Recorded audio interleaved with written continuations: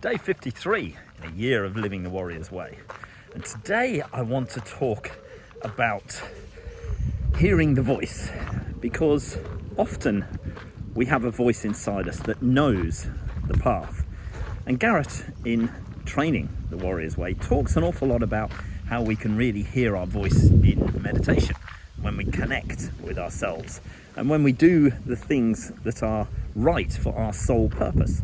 And he actually runs an event called the Soul Purpose Event, and I did that, and I thought it was outstanding, and it showed me an awful lot of things. That I'm very good at inspiring people, I'm very good at mentoring people, I'm very good at coaching people, very good at getting the best out of people.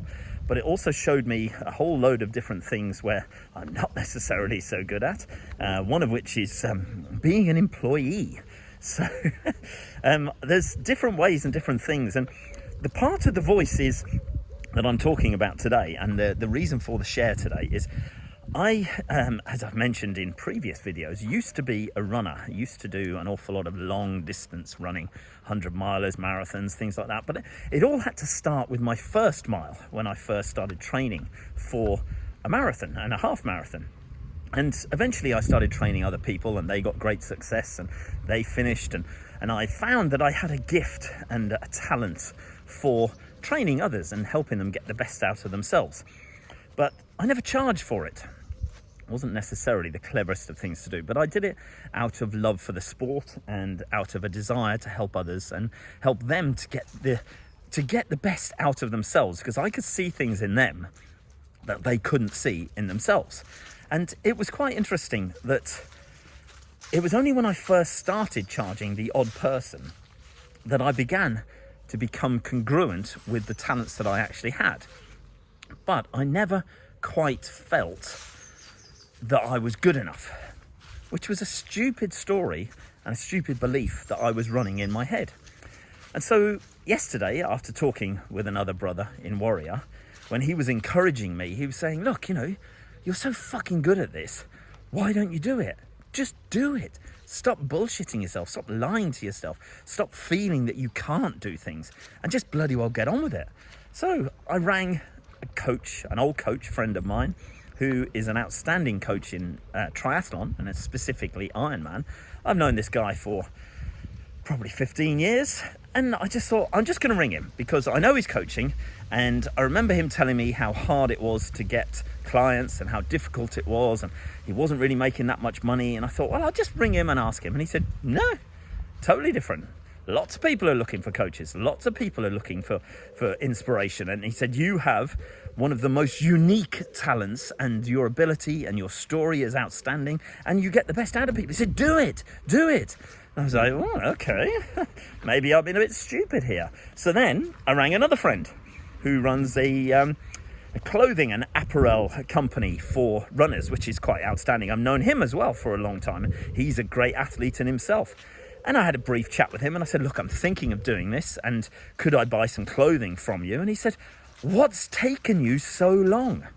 Why haven't you been doing this for years? You're outstanding at it.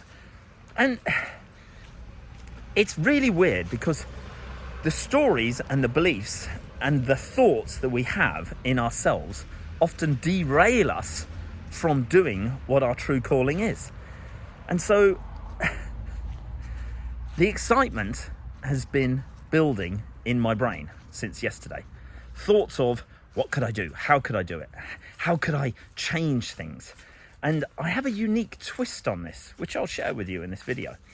Most people, when they get a marathon coach or a half marathon coach or a running coach of whatever kind, the coaches are often slim and they're sexy and they look good and they're muscular sometimes, and they say, oh yeah, I've done this and I'm a PT and I'm amazing and look how handsome I am and all of this stuff.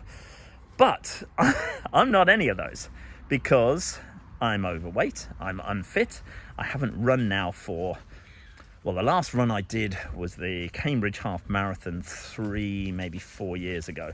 And I did that after 2 years of not running at all. And I ran it just out of spite, just to see if I could do it. And I finished it, and it was a very sorry race, and I didn't enjoy a single step of that race. So I haven't run at all.